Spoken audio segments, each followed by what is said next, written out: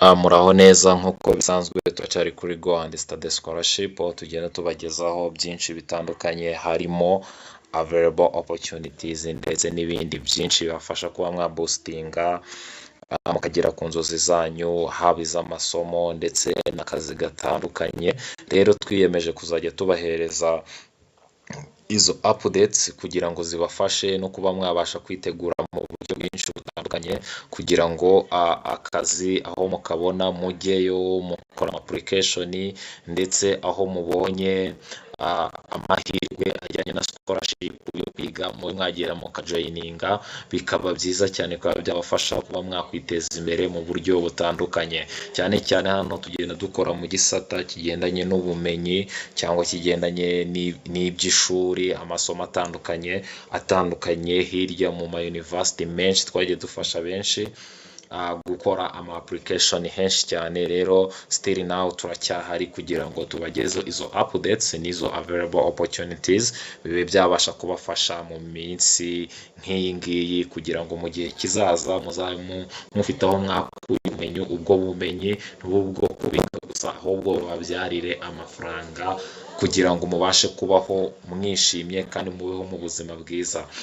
Rero aka kanya tukaba tubafite imyanya y'akazi yatangajwe n'icyo bita Water Access Rwanda, ikaba yashyize hanze imyanya myinshi itandukanye, kandi bikaba ari byiza ko iyo myanya mubasha kuyimenya binyuze muri Go and Study Scholarship, kugira ngo mukore application cyangwa se tube twabafasha muri application zitandukanye, kugira ngo iyo myanya y'akazi mube mwabasha kuyiholdinga at certain moment muzabone akazi, ariko mwabanje kumenya aya makuru. Rero binyuze muri Water Access Rwanda, hano hakaba ari imyanya myinshi yagiye ishyirwa hanze kugira ngo abantu bose babyifuza bakore ama application, abe yazabafasha kubona akazi mu minsi iri imbere. Rero hano hakaba hari imyanya myinshi igiye itandukanye, niyo twaje kubabwira uyu munsi kugira ngo mukurikirane aya mahirwe atabacika. Rero ni byiza ko amahirwe uyashakisha ntaze kugushaka,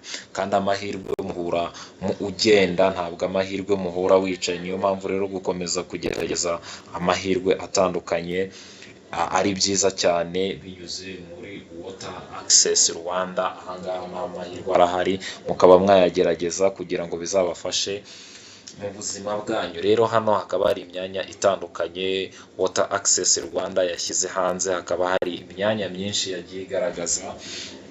Rero hano murabona ko aba ni abatekinician bakora ibigendanye n'amazi. Rero hano hakaba hari imyanya yagiye ishyirwa hanze umwe ku wundi. Rero tukaba turi hano kugira ngo tubafashe kumenya ayo mahirwe ahari mwe mwakora application zanyu, kugira ngo igihe runaka namwe muzisange aha hantu muri Water Access Rwanda muri abakozi baho, kugira ngo ubuzima bwanyu bukomeze kumera neza. Rero hano hakaba ari imyanya itandukanye, hagiye hashyirwaho n'ibiciro bizagenda bitangwa cyangwa salary, imishahara yagiye igaragazwa kuri buri mwanya, kugira ngo buri muntu wese already cyangwa wujuje ibyangombwa byose azaba yiteguye kuba yajya gukora muri Water Access Rwanda. Rero hano hakaba hari imyanya myinshi yagiye itangazwa. Rero ni ngombwa ngo tuyibereke iyo myanya yagiye ishyirwa hanze,